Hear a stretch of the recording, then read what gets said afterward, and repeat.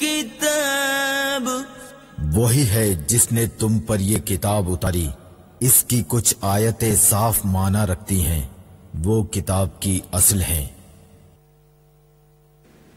الصلاة والسلام علیکہ یا رسول اللہ وعلی آلکہ واصحابکہ یا حبیب اللہ، الصلاة والسلام علیکہ یا نبی اللہ وعلی آلکہ واصحابکہ یا نور اللہ۔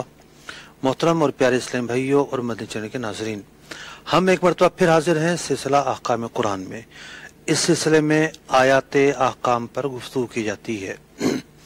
شریعت مطہرہ نے تمام ہی شعبوں کے اندر ہمیں احکام دیے ہیں، خواہ ان کا تعلق معاملات سے ہو، ان کا تعلق نکاح و طلاق سے ہو، یا ان کا تعلق مالی معاملات سے ہو۔ آج سورہ بقرہ کی آیت نمبر 188 کے ضمن میں ہم گفتگو کریں گے۔ اس آیت کا تعلق مالی معاملات سے ہے۔ آئیے سب سے پہلے اس آیت مبارکہ کی تلاوت اور ترجمہ سنتے ہیں۔ قرآن کی روشنی، ولا تأكلوا أموالكم بينكم بالباطل وتدلوا بها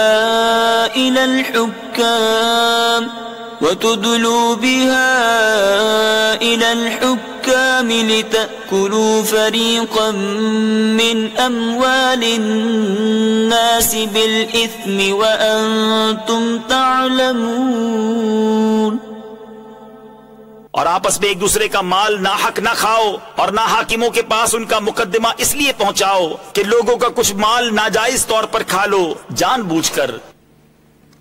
اس آیت مبارکہ میں سب سے پہلے تو ایک اصول بیان کیا گیا ہے کہ باطل طریقہ، باطل سبب، وہ طریقہ، وہ ذریعہ شریعت نے جسے روا نہیں رکھا، شریعت نے جسے جائز نہیں رکھا، ذرائع آمدنی کا وہ طریقہ اختیار نہ کیا جائے۔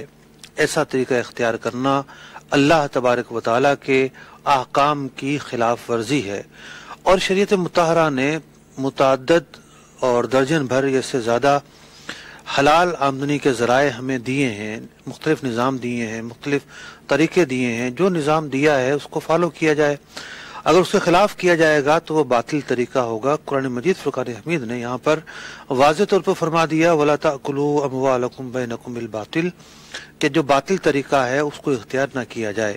اب باطل طریقوں میں سے ایک طریقہ تھا رشوت کا لین دین، اور اس کا استعمال زیادہ تر حکام کے پاس ہوتا ہے یا عدالتوں میں ہوتا ہے، کہ جب کوئی بندہ اپنا فیصلہ لے کر جاتا ہے اور وہ یا تو جج کو رشوت دیتا ہے، یا وہ وکیل کو رشوت دیتا ہے، یا وہ گواہوں کو رشوت دیتا ہے، اور رشوت کے بل بوتے پر وہ ایک ناحق چیز حاصل کرنے کی کوشش کرتا ہے۔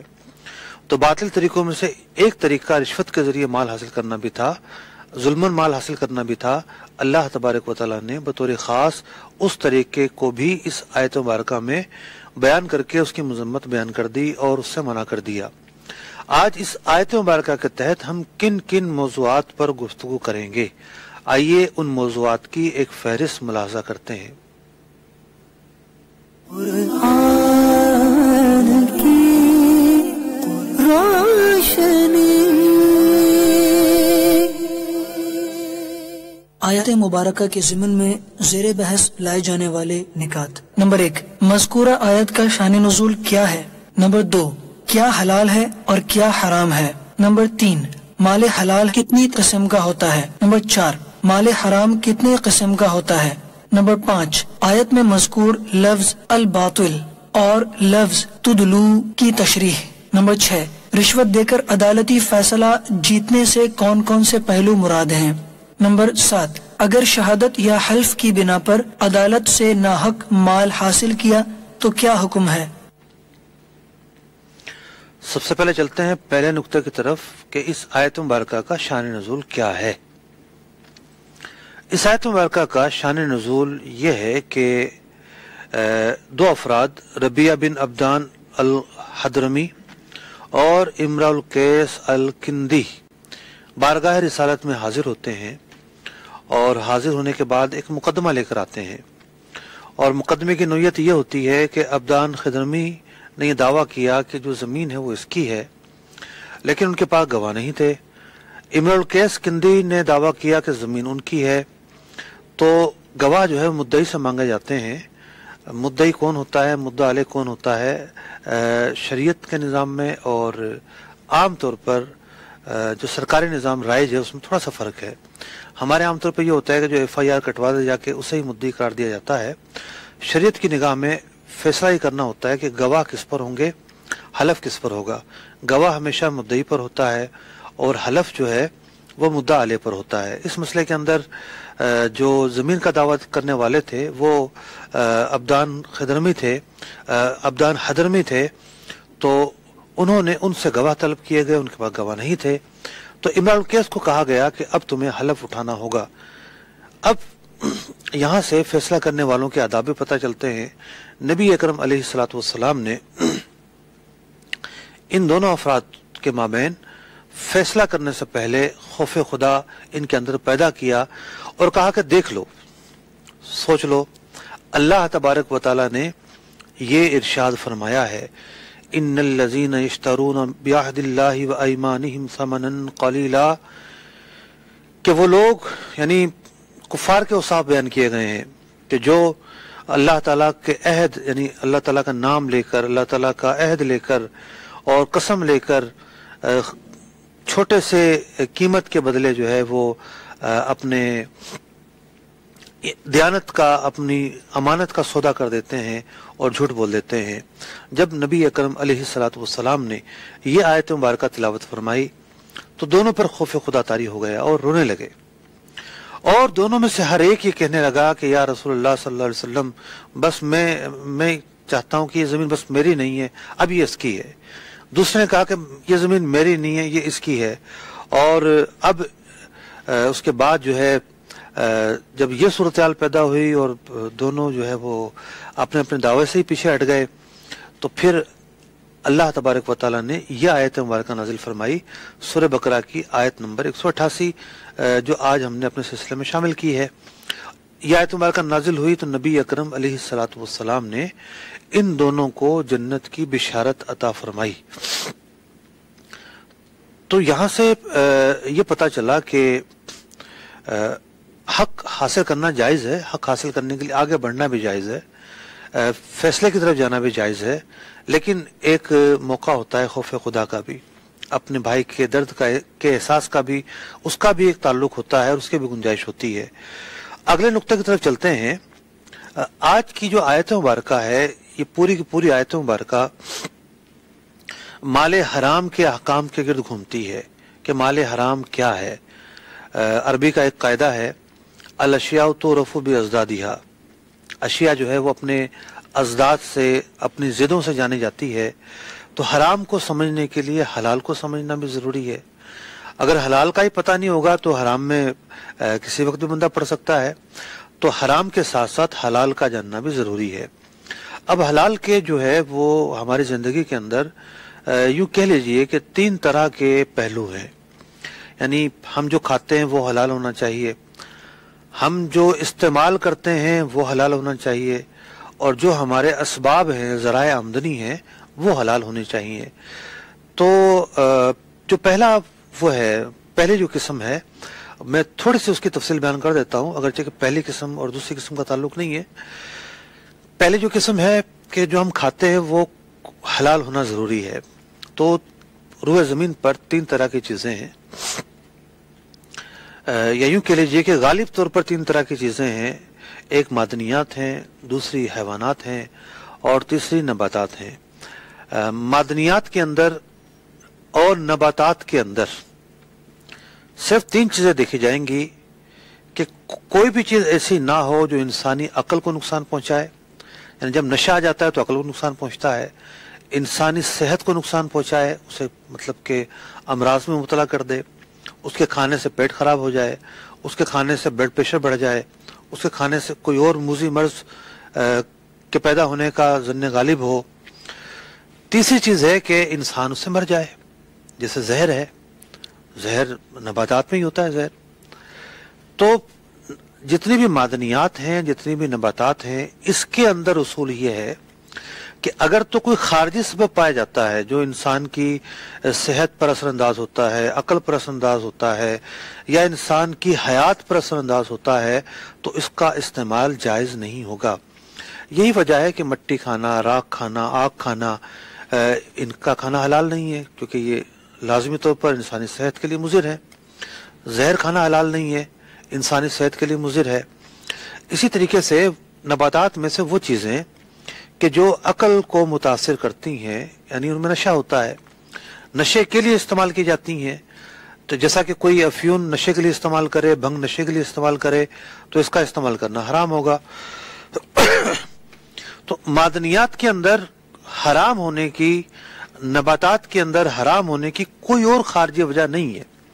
یہ تین اسباب اگر پائے جائیں تو ایسی چیزوں کو حرام قرار دیا جائے گا، ورنہ شریعت نے کسی نباتات کو، کسی جڑی بوٹی کو حرام قرار نہیں دیا، کسی سبزی کو، کسی پھل کو حرام قرار نہیں دیا۔ اور معدنیات میں سے بھی یہ پہلو موجود ہیں، اور جہاں مطلب کہ نقصان نہ ہوتا ہو اجازت بھی دی ہے، جیسا کہ ہم عام طور پر پان میں چونا کھایا جاتا ہے۔ چونا معدنیات کی قسم ہے، لیکن تھوڑا کھانے میں نقصان نہیں ہوتا، نہ اس میں کوئی نشے کا پہلو ہے، تو اس لیے اس کے کھانے کو کبھی بھی فقہاء نے حرام نہیں کہا۔ نباتات کے اندر تمباکو ہے، تمباکو کھایا جاتا ہے قلیل مقدار میں، جن کی جو عادت ہوتی ہے اس سے کوئی بڑا نقصان نہیں پہنچتا۔ یعنی جس کو تین جو چیزیں ہیں اس کے دائرے میں یہ چیزیں نہیں آتی، جو نہیں آتی وہ حلال رہیں گی، جو آ جائیں گی وہ حرام ہو جائیں گی۔ تو یہ تو وہ چیزیں تھیں جن کا تعلق کھانے سے تھا۔ بہت ساری چیزیں ایسی ہیں جن کا تعلق استعمال کرنے سے ہے۔ اب جیسے مرد کے لیے جو ہے وہ سونا چاندی حرام ہے، عورت کے لیے حرام نہیں ہے۔ مرد کس طرح کے کپڑے پہنے گا، کس طرح کے نہیں پہنے گا، تو یہ استعمال کے تعلق سے ایک جداگانہ بحث ہے، مطلب کہ آج کے موضوع میں اس کا ضابطہ بیان کرنا مشکل ہے۔ تیسری چیز آ جاتی ہے ذرائع آمدنی۔ تو کھانے کے تعلق سے میں نے آپ کے سامنے ایک ضابطہ بیان کیا کہ کیا حلال ہے اور کیا حرام ہے۔ تین طرح کی چیزیں بیان کی، اس میں سے دو چیزیں بیان ہوئی، پہلی چیز معدنیات، دوسری چیز نباتات، تیسری چیز رہ گئی۔ تیسری چیز ہے حیوانات۔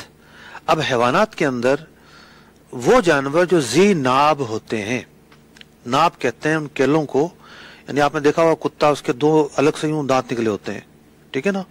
کتے کو دیکھ لیں، شیر کو دیکھ لیں، چیتے کو دیکھ لیں، لومڑے کو دیکھ لیں، یوں اس کے یوں دانت نکلے ہوں گے دو یہاں پر۔ تو وہ دانت جو ہے نا وہ بھیڑ کے، گائے کے، بکرے کے نہیں ہوں گے۔ تو وہ جانور جو پایا کہ جو ذی ناب ہے، جس کے اس طرح کے دانت ہوتے ہیں، وہ حرام ہے۔ جتنی بھی حشرات الارض ہیں، سانپ، بچھو، کیڑے مکوڑے، حشرات الارض جتنے بھی ہیں، سب کے سب حرام ہیں۔ پرندوں کے اندر جو چونچ سے نہیں کھاتے وہ حرام ہے۔ مچھلی، سمندر کے اندر سوائے مچھلی کے کوئی اور جانور حلال نہیں ہے۔ تو حیوانات کا ضابطہ یہ ٹھہرا کہ ذی ناب جانور حلال نہیں ہے، جو چونچ سے نہیں کھاتے وہ حلال نہیں ہے، حشرات الارض حلال نہیں ہے، سمندری سی فوڈ کے اندر جو ہے سوائے مچھلی کے کوئی اور جو جانور ہے وہ حلال نہیں ہے۔ تو یہ جانوروں کے تعلق سے میں نے حکم بیان کر دیا۔ تو کیا حلال ہے، کیا حرام ہے، معقولات کے تعلق سے میں نے عرض کیا۔ اب چلتے ہیں اگلے نقطے کی طرف، ذرائع آمدنی۔ جب کسی کے پاس کوئی مال آتا ہے، مال کے پیچھے ایک سبب شرعی پایا جانا ضروری ہے، ایسا طریقہ پایا جانا ضروری ہے کہ شریعت نے جس کو حلال قرار دیا ہے، اگر ایسا طریقہ پایا جائے گا کہ شریعت نے اس کو حلال قرار دیا ہے تو وہ طریقہ ٹھیک ہوگا، حلال ہوگا، وہ ذریعہ آمدنی حلال کہلائے گا۔ مال حرام کے کتنے اسباب ہیں؟ میں 5 مرکزی سبب آپ کے سامنے بیان کرتا ہوں کہ اگر ان اسباب سے مال حاصل ہوتا ہے تو وہ مال حلال ہے۔ پہلا سبب ہے کچھ چیزوں پر صرف قبضہ کر لینا ملکیت کا فائدہ دیتا ہے۔ مالک بننے کے بعد بندہ سفید السیاہ کا مالک ہو جاتا ہے، جس طرح چاہے اس کو خرچ کرے۔ ہر چیز پر قبضہ ملکیت کا فائدہ نہیں دیتا، کچھ چیزوں پر، وہ چیزیں جو ملک غیر سے خالی ہوتی ہیں، جو مباح ہوتی ہیں، اس کے اندر جنگل کا گھاس ہو گیا، یعنی سرکاری جو چراگاہیں ہوتی ہیں اس کا گھاس ہے، کسی نے جا کر کاٹا اور قبضہ کر لیا، اس کی ملکیت میں آ جائے گا، اس کے لیے یہ حلال ہے۔ जंगल की जो लकड़ियां हैं, सरकारी जो चरागाह पे लकड़ियां होती हैं, कानून अगर ना रोकता हो, और कानून आमतौर पर दरख्तों से रोकता है, लेकिन जो छोटी छोटी लकड़ियां होती हैं, कांटेदार लकड़ियां होती हैं, झाड़ पुंजे जो होते हैं, इनसे नहीं रोकता। तो इस तरह की जो लकड़ियां हैं, जो भी काटेगा उसकी मिल्कियत में आ जाएंगी। नहर जारी है और नहर बह रही है, जिसने भी उससे पानी भर लिया उसकी मिल्कियत में आ जाएगा। जिसने भी जाल डाला, मछलियां आ गई, उसकी मिल्कियत में आ जाएगा। तो एक कुछ चीजें वो हैं जो फी नफ्सी ही मुबाह हैं, जो भी उसे इस्तेमाल करेगा और अपने कब्जे में लेगा, किसी बर्तन में ले लेगा, अपने कब्जे में ले लेगा, तो उसकी मिल्कियत में आ जाएंगी और उसके लिए वो हलाल हो जाएंगी। तो कुछ चीजों में कब्जा जो है वो सबब हिल्लत है, हलाल होने का सबब है। दूसरा सबब है, कुफ्फार से मुसलमानों की जंग हो रही है और बतौर गलबा तगल्लुब के बाद जो उनके माल व असबाब हासिल होंगे उन्हें माले गनीमत का नाम दिया जाता है, और वो मुसलमानों पर हलाल होंगे और उसकी मिल्कियत जो है वो साबित होगी, और जो भी सिपह सालार है वो फिर तकसीम करेगा, उसके पूरे हिस्से होंगे, इसके इतने हिस्से हैं, इसके इतने हिस्से, इसके इतने हिस्से हैं। तो इस तरीके से ये एक ऐसा सबब है कि जो आमतौर पर नहीं पाया जाता, बड़ा खास सबब है। ऐसे अगर मौके आए तो ये एक सबब शरीयत ने रखा है। बहरहाल तीसरा सबब यह है कि मालिक की रजामंदी से मालिक की रजामंदी से एग्रीमेंट किया जाए, सौदा किया जाए, ऐसा सौदा जो शरीयत ने रवा रखा है। वरना सौदा तो बहुत सारी हराम चीजों में भी होता है, जिना करने वाले भी एग्रीमेंट करते हैं और पैसों का तयन करते हैं। नहीं, ऐसा सौदा कि जो शरीयत ने रवा रखा है वो एग्रीमेंट किया जाए। जैसा कि तिजारत है, इसके जरिए जो है वो माल हासिल हुआ, किसी ने जो है वो अपने आप की खिदमात सुपुर्द की, कोई काम काज किया, हलाल काम काज, उसके जरिए माल हासिल हुआ। तो वो माल जो मालिक की रजामंदी से अक़द शरी के जरिए हासिल किया जाए, ख्वाह अक़द तिजारत हो या अक़द इजारा हो या अक़द शिरकत व मुदारबत हो, ये एक सबब है हलाल माल हासिल होने का। चौथा सबब, मालिक की रजामंदी से बगैर मुआवजे के बंदा उस चीज का मालिक बन जाए। जैसा कि गिफ्ट सामने वाला अपनी रजामंदी से देता है, लेने वाला ले लेता है, तो गिफ्ट के अंदर जो है वो किसी किस्म का मुआवजा नहीं होता, बगैर मुआवजे के हासिल हो जाता है। इसी तरीके से किसी के लिए वसीयत की हुई थी और वो वसीयत का अहल था, उसे वो माल मिलेगा। इसी तरीके से सदकात हैं, अगर कोई किसी को बतौर सदका देता है तो सदकात नाफिला होते हैं, तो उसके लिए तो गनी या फकीर होने की कोई कैद नहीं है, हर एक ले सकता है। सदकात वाजिबा जो है वो सिर्फ शरीफ फकीर लेगा। तो ये वो असबाब हैं कि मालिक की रजामंदी से बगैर किसी मुआवजा दिए ये चीजें मिल्कियत में आ जाती हैं और बंदा इनका मालिक बन जाता है। ये चौथा सबब था। पांचवा सबब यह है कि बंदा अपनी चाहत के बगैर, न इसकी अपनी चाहत शामिल हो ये जरूरी नहीं है, न सामने वाले की चाहत शामिल हो यह जरूरी नहीं है, बल्कि जबरी तौर पर वो चीज इसकी मिल्कियत में आ जाए। और ऐसा एक ही जगह होता है विरासत के अंदर कि जैसे ही इसके मुरिस की, इसके उस रिश्तेदार की जिसका ये वारिस बन रहा है, उसकी आंख बंद हुई और उसका इंतकाल हुआ, उसका मालो असबाब विरासत के हिस्से के मुताबिक इसकी मिल्कियत में खुद ब खुद आ जाता है। तो ये मरकजी तौर पर 5 बड़े असबाब हैं हलाल जरिया आमदनी के। इन तरीकों से जो माल हासिल होगा वो माल हलाल होगा, तय्यब होगा, पाकीज़ा होगा। ये 5 मरकजी जो असबाब हैं अगर हमारे सामने रहें तो हम हलाल के निज़ाम को बहुत आसानी के साथ समझ सकते हैं। अगले नुक्ते की तरफ चलते हैं। हमने हलाल समझ लिया कि हलाल के क्या ज़राए हैं, आखिर ये देखते हैं कि माल हराम क्या होता है, कहाँ कहाँ माल हराम पाया जाता है। माल हराम के 6 बड़े मरकजी असबाब मैं आपके सामने बयान कर रहा हूं। माल असबाब के 6 बड़े असबाब। पहला सबब यह है कि जुल्मन जबरन माल हासिल करना, यानी हराम माल। कुरान पाक की इस आयत मुबारक में जो ये फरमाया गया कि बातिल तरीके से माल ना खाओ, उस माल हराम बातिल तरीके से खाया जाता है। तो माल हराम के असबाब क्या हैं? एक सबब है कहरन, जबरन, जुल्मन, किसी से किसी का माल हासिल करना, ڈاکے کے اندر، اسٹریٹ کرائم کے اندر، چوری کے اندر، غصب کے اندر یہی ہوتا ہے کہ ظلمن کسی کا مال جو چھین کر یا چوری کر لیا جاتا ہے۔ مال حرام کا دوسرا سبب یہ ہے کہ باطل خواہشات اور لہو پر مشتمل چیزوں کو حاصل کرنا، چیزوں کو، یا میں دہرا دیتا ہوں، باطل خواہشات اور لہو لائف والی جو چیزیں ہیں ان کے ذریعے مال حاصل کرنا یا ان میں مال لگانا۔ مثال کے طور پر جوا ہے۔ اب کسی جوا جو ہے دراصل ایک خواہش نفسانی پر ڈیپینڈ کرتا ہے، اور خواہش نفسانی ہوتی ہے بس میں کھیلوں ہی کھیلوں، اور جواری جو ہے وہ کہیں سے بھی اس کو بند کر لیں، اس نے وہیں آنا ہے، اس کی سوچوں کا محور جوا ہو کر رہ جاتا ہے۔ اس کا لالچ ایسا ہوتا ہے کہ بندہ پلٹ کر وہاں آ رہا ہوتا ہے اور سارا گھر کنگال ہو جاتا ہے، پھر بھی یہ اس عمل سے باز نہیں آتا۔ زنا ہو گیا کہ اس میں جو ہے ایک رغبت ہوتی ہے، شراب ہو گئے اس میں ایک رغبت ہوتی ہے، اسی طریقے سے اور اس طرح کی جو چیزیں ہیں جس کے اندر بنیاد جو ہے نفسانی خواہشات ہیں، لیکن یہ وہ چیزیں ہیں جو لاہ و لائب ہیں، حرام ہیں، حلال نہیں ہیں۔ اب کوئی ان کے ذریعے پیسہ حاصل کرتا ہے تو وہ پیسہ، وہ آمدنی جو ہے وہ مال حرام کہلائے گی۔ تیسرا سبب ہے رشوت جو ہے بعض جگہ پر یک طرفہ رضامندی سے لی جاتی ہے، بعض جگہوں پر دو طرفہ رضامندی سے لی جاتی ہے، بعض دفعہ جو ہے وہ لینے والا لینے کے لیے تیار نہیں ہوتا، لیکن دینے والا لینے والے کو مجبور کرتا ہے کہ تم لو میں تاکہ میرا کام ہو جائے۔ تو جو رشوت ہے، رشوت کا جو لینا ہے کسی صورت میں حلال نہیں ہے۔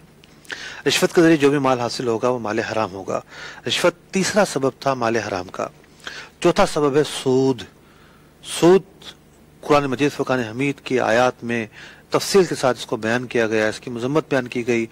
سودی کاروبار میں جو لین دین ہے، شرکت ہے، سودی یعنی لین دین کے اندر جو ملوث ہونا ہے، اس کو اللہ تبارک و تعالیٰ کے ساتھ جنگ کرنے کے مترادف قرار دیا گیا۔ تو سود ایک ایسا ذریعہ آمدنی ہے جو مال حرام پر مشتمل ہے۔ تو چوتھا سبب تھا سودی آمدنی۔ پانچواں سبب ہے خیانت کے ذریعے مال حاصل کرنا۔ اگرچہ کہ چوری میں بھی خیانت ہی ہوتی ہے، لیکن ایسا نہیں ہوتا چوری کے اندر کہ آپ کے پاس کوئی مال رکھوا کر گیا پھر آپ لے کر بھاگ گئے۔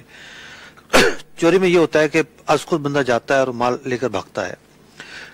خیانت ہوتی ہے امانت کے اندر، کوئی آپ کے پاس مال رکھوا کر گیا ہے، آپ نے تھوڑا تھوڑا نکال کے استعمال کرنا شروع کر دیا۔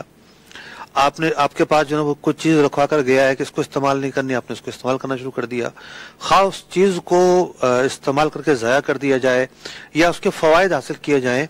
خیانت جو ہے ذریعہ آمدنی کا ایک سبب ہے کہ ذریعہ آمدنی کے جو اسباب ہیں اس میں سے بہت سارے ایسے ہوتے ہیں جو خیانت پر مشتمل ہوتے ہیں۔ چھٹا سبب بڑا ہی بنیادی سبب ہے۔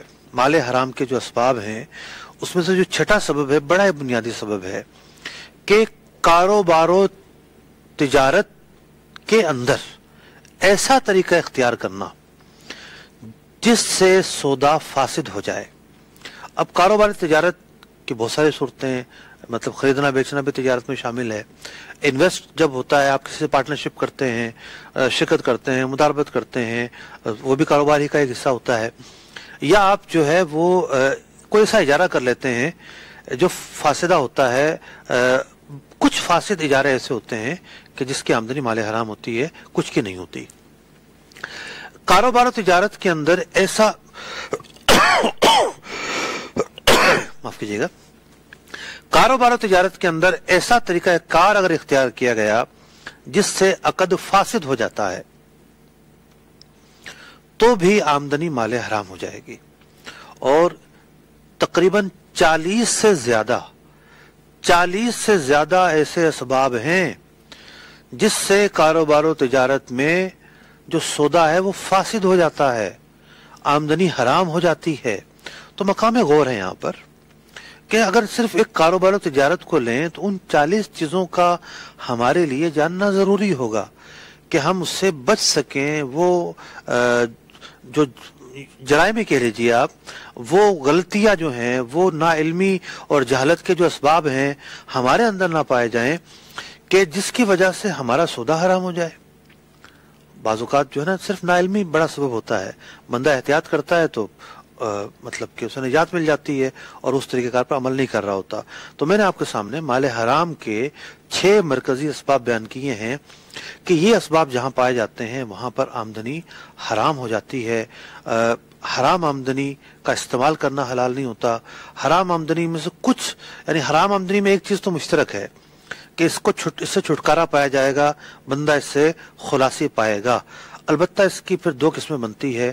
بعض چیزیں ایسی ہوتی ہیں کہ اصل مالک کو ہی دینا ضروری ہے, جیسا کہ رشوت لی ہے اصل مالک کو ہی دینا ضروری ہوگا. زنا کی آمدنی ہے اصل مالک کو دینا ضروری ہوگا. گانے کی آمدنی ہے اصل مالک کو ہی دینا ضروری ہوگا. تلاوت کی آمدنی حلال نہیں ہے. تلاوت کی جو آمدنی ہے اصل مالک کو دینا ضروری ہوگا. قرآن پڑھانے کی آمدنی تو حلال ہے, قرآن سنانے کی آمدنی حلال نہیں ہے. لیکن کچھ چیزیں ایسی ہیں کہ جس کے اندر اصل مالک کو لوٹانا ضروری نہیں ہے, بلکہ بغیر ثواب کی نیت کے صدقہ کرنا کافی ہوتا ہے. تو مال حرام کے 6 اسباب بیان کیے, لیکن یہ 6 اسباب تو یوں کہہ لیجئے کہ ایک بہت بڑی عمارت میں نظر آنے والی 6 کھڑکیاں ہیں جو دکھا رہی ہیں کہ اس عمارت کے اندر کچھ نہ کچھ ہے. جب اس عمارت میں داخل ہوں گے تو پوری تفصیل ہے, پورشنز ہیں, مختلف حصے ہیں. ہر حصے کو جدا گانا سمجھنا شرعی اعتبار سے حلال طریقے سے زندگی گزارنے کے لیے ضروری ہے. اگلے نقطے کی طرف چلتے ہیں. اس آیت مبارکہ میں اللہ تبارک و تعالی نے یہ ارشاد فرمایا کہ لا تأکلوا اموالکم بینکم بالباطل, باطل طریقے سے مال نہ کھاؤ. تو باطل ہوتا کیا ہے, باطل طریقہ کسے کہتے ہیں؟ جو باطل طریقہ ہوتا ہے یعنی باطل کا معنی ہوتا ہے کل عدم, جس کی کوئی حیثیت ہی نہیں ہے, جس کی کوئی اہمیت ہی نہیں ہے. اور لفظ باطل جو ہے قرآن مجید فرقان حمید میں کئی مواقع پر مختلف معنی میں استعمال ہوتا ہے, اور یہاں مطلب یہ ہے کہ مطلب ایک کل عدم طریقہ, ایک ایسا طریقہ جس کی کوئی گنجائش نہیں ہے, یا دوسرے الفاظ میں آپ یہ کہہ لیجئے ایک حرام طریقہ, ایک ایسا طریقہ جس کا نتیجہ حرام پر نکلتا ہو. اگر مال حرام ہے تو اس کا پہننا, اس کا استعمال کرنا, اس کا کھانا, اس سے فوائد اٹھانا, یہ سب چیزیں حرام ہو جاتی ہیں. تو باطل مال جو ہے مال حرام کو جنم لیتا ہے, اور مال حرام مسلمان کے لیے حلال نہیں ہے. آیت مبارکہ کے اگلے حصے میں فرمایا گیا وَتُدْلُوا بِهَا إِلَى الْحُكَّامِ, یہ تاکلو پر عطف ہے, یعنی نہ ہی ایسا کرو, لا اس پر بھی داخل ہے, نہ ہی ایسا کرو کہ تم لے کر جاؤ مقدمہ. عربی میں لفظ دلون ڈول کو کہتے ہیں جس کو رسی ڈال کے کنویں میں چھوڑا جاتا ہے. تو اس لفظ دلون سے یہ تدلو لفظ جو ہے وہ نکلا ہے, اور معنی یہ ہے کہ تم رشوت کو واسطہ پکڑو. جس طرح ڈول کنویں میں ڈالنے کے لیے رسی کو واسطہ پکڑا جاتا ہے, رشوت کا معنی بھی اسی رسی سے نکلا ہے. تو تم وہ ڈول والا معاملہ نہ کرو, اور ایسا طریقہ اختیار نہ کرو کہ رشوت کو بنیاد بنا کر حکام کے پاس جاؤ, رشوت دو اور اپنے حق میں عدالتی فیصلہ کرواؤ, اب گواہوں کو خریدو, جج کو خریدو, غلط رپورٹیں بنواؤ, اس کی بنیاد پر جو ہے وہ وکیل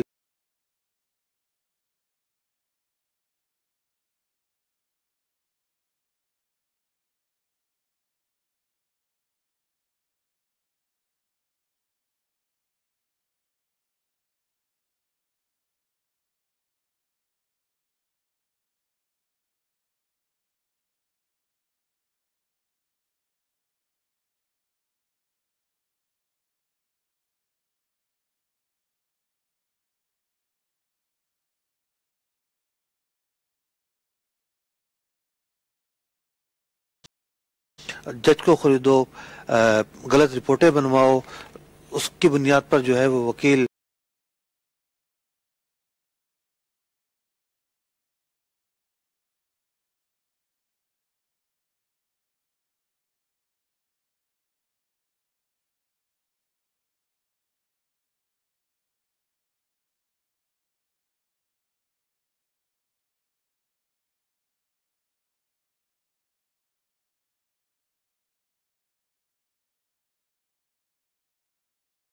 जाए तो एक होते हैं, गवाह को रिश्वत देता है और मुकदमा जो है वो अपने हक में करवाता है, उसको भी शामिल है। कोई जो है वो आजकल तो जमाना रिपोर्टों का है, मिसाल के तौर पे कोई जख्मी हो जाता है तो मेडिकल रिपोर्ट बनती है। अब लगी कील है और बना दे जनाब चाकू का जख्म, मेडिकल रिपोर्ट में अगर डॉक्टर खयानत करेगा तो ऐसी रिपोर्ट वो बना सकता है, तो डॉक्टर को रिश्वत दी जाएगी और वकील उस रिपोर्ट की बुनियाद पर मुकदमा लेकर आगे चलेगा। तो इस पूरे निजाम के अंदर जो जो अफराद गलत करते हैं, रिश्वत की बुनियाद पर, पैसों की बुनियाद पर नाहक फैसला करवाते हैं और नाहक फैसले के जरिए उस माल के मालिक बनते हैं जिस माल का कोई इस्तेहकाक नहीं था, तो यह आयत मुबारका उन तमाम करेक्टर्स की मजम्मत कर रही है, उन तमाम अफराद की मजम्मत बयान कर रही है कि वो जो ऐसा करेंगे वो अपने आप अपने पेट को जो है वो जहन्नुम की आग से भरेंगे। अल्लाह तबारक व तआला ने माल हराम से बचने के कई जगह पर अहकाम दिए हैं। एक जगह इरशाद होता है, या अय्युहल्लज़ीना आमनू ला ताकुलू अमवालकुम बैनकुम बिल बातिल, बातिल तरीके से माल ना खाओ, इल्ला अन तकूना तिजारतन अन तरादिम मिनकुम, तिजारत के जरिए खाओ, तिजारत तरीका हलाल है। एक और जगह फरमाया गया, इन्नल्लज़ीना याकुलूना अमवालल यतामा ज़ुल्मा, जुल्म के जरिए जो यतीमों के माल हासिल करते हैं, उनकी जायदादें हासिल करते हैं, इन्नमा याकुलूना फी बुतूनहिम नारा, अपने पेटों में जहन्नुम की आग को भर रहे होते हैं। अगर आप इस पूरे निजाम पर गौर करें, इंसाफ के निजाम पर, हक के निजाम पर, अगर एक किसी के साथ जुल्म होता है, कोई कत्ल होता है, मकतूल को और उसके उर्सा को इंसाफ नहीं मिलता, कोई जख्मी होता है, मजरूह को मजलूम को इंसाफ नहीं मिलता, कोई ज्यादती जिना का शिकार होता है, उसको इंसाफ नहीं मिलता और इज्जत उछाले जाने की बुनियाद पर उसके जो मुताल्लिकीन है उनकी जो इज्जत खराब होती है, उनको जो इंसाफ नहीं मिलता, अगर किसी की प्रॉपर्टी जो हथिया ली जाती है उसको इंसाफ नहीं मिलता, अगर कोई किसी की वजह से गलती से या आमदन तौर पर मर जाता है उसको इंसाफ नहीं मिलता। आज अगर इंसाफ की राह में कोई चीज रुकावट है तो वो सिर्फ और सिर्फ रिश्वत है। रिश्वत इंसाफ की राह में रुकावट है, रिश्वत हक लेने में रुकावट है, रिश्वत मजलूम को उसका हक दिलाने में रुकावट है, सबसे बड़ी रुकावट है। आज एक पुलिस वाला, एक वकील, एक डॉक्टर, एक जज, एक रजिस्ट्रार, अदालती अमला और जहां जहां जिसका बन पड़ता है, सब लोग ऐसे नहीं है, लेकिन जहां इंसाफ का गला घोटा जा रहा है, जहां इंसाफ का, जहां हक का, जहां हुकूक की पामाली की जा रही है, उसका मुहर्रिक, उसका सबब, उसकी चमक सिर्फ और सिर्फ माल है, जिसको शरीयत ने रिश्वत का नाम दिया है। तो रिश्वत हमारे माशरे में पाया जाने वाला एक बहुत बड़ा नासूर है। आज हर एक अपना काम तो निकाल लेता है, लेकिन इससे माशरे के अंदर जो बिगाड़ पैदा हो रहा है, माशरे के अंदर जो अबतरी पैदा हो रही है, माशरे का पूरा निजाम जो नीचे आ रहा है, आप देख लें जो लोग टैक्स नहीं देते वो रिश्वत लेकर जान छुड़ा लेते हैं, जिसकी वजह से पूरे मुल्क के निजाम को नुकसान पहुंचता है। जहां जहां जिस जिस मरहले पर हुकूक की पामाली होती है, लोग स्कूलों के अंदर जो है पढ़ाने नहीं जाते, पूरे साल बच्चे जो है वो आकर चले जाते हैं। क्यों? अफसराने वाला को रिश्वत देते हैं, तनख्वाह का कुछ हिस्सा देते हैं, घर बैठकर काम चला रहे होते हैं। तो रिश्वत हमारे मुल्क को नासूर बनकर चाट रहा है, दीमक की तरह खोखला कर रहा है हमारी बुनियादों को। अगर हमने इस निजाम को खुद खत्म ना किया और इसकी जो शर्मंगेजी है उसको ना समझा कि ये आखिरत में हमारे लिए नुकसानदेह है, ये माले हराम है, हम जिससे रिश्वत लेते हैं ये तौबा से माफ नहीं होगा। सिर्फ तौबा तो करनी है, पहला मरहला है। सिर्फ सदका करने से माफ नहीं होगा, जिससे लिया है उसको लौटाना जरूरी होगा। तो रिश्वत एक तवील मौजू है, बहुत सारे गोशे हैं, बहुत सारे पहलू जहन में हैं, लेकिन वक्त कलील है। अगले नुक्ते की तरफ चलते हैं।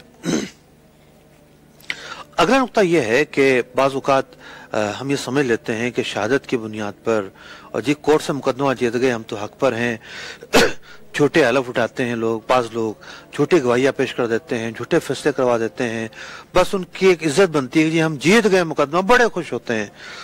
नहीं, काजी हमेशा ٹھیک ہے، اگر جج جو ہے وہ مجرم نہیں تھا، اس نے شہادت پر فیصلہ کیا، جج جو ہے باطن پر فیصلہ نہیں کر سکتا، یہ شریعت کا اصول ہے۔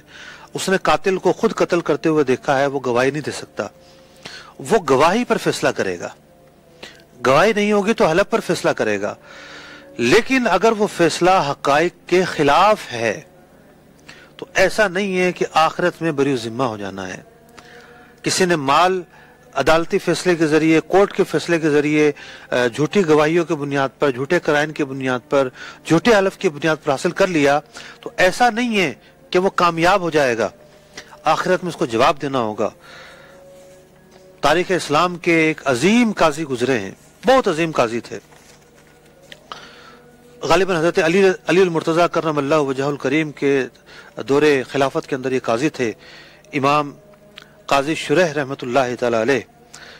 یہ جب فیصلہ کرتے تھے تو کہتے تھے انی لاقضی لک و انی لاظنک ظالما، میری رائے یہ ہے، نہیں بات فیصلوں پہ ہی کہتے تھے، میں نے فیصلہ تو کر دیا ہے لیکن میں سمجھتا ہوں کہ تم ظالم آدمی ہو، تم نے جھوٹے طریقے سے فیصلہ تو کروا لیا ہے، گواہوں پر جرح ہو گئی، جتنی کرنی تھی کر لی، لیکن ولیکن لا یسانی ان اقضی بما یحضرنی من البینہ ان قضائی لا یحل لک حراما، میری قضا حلال کو حرام قرار نہیں دے دے گی۔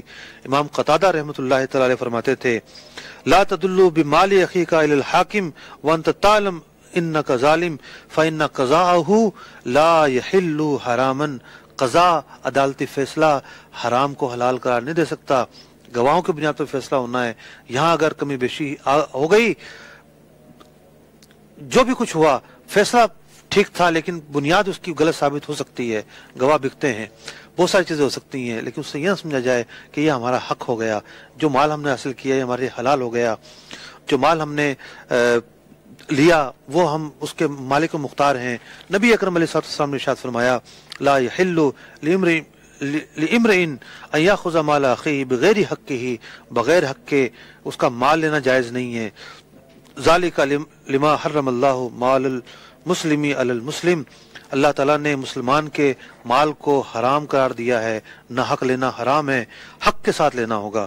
ایک اور حدیث میں فرمایا گیا ان دماءکم و اموالکم و اعراضکم علیکم حرام، ایک دوسرے کی کہ خون، اموال، عزتیں تم پر حرام ہیں، ان کا تحفظ کرنا ضروری ہے۔ تو دین تحفظ دیتا ہے، دین حقوق قائم کرتا ہے، دین حقوق کے پورا کرنے کا درس دیتا ہے، دین حقوق کی پاسداری کی اہمیت سکھاتا ہے، دین کے ساتھ جڑے رہنے میں ہی کامیابی ہے۔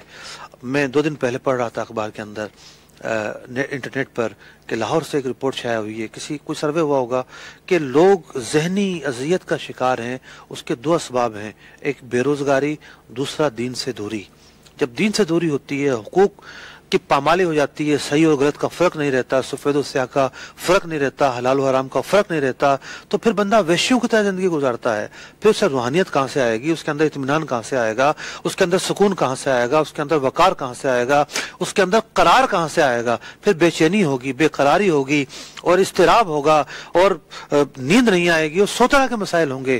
سکون چاہیے تو شریعت پر عمل کرنا ہوگا۔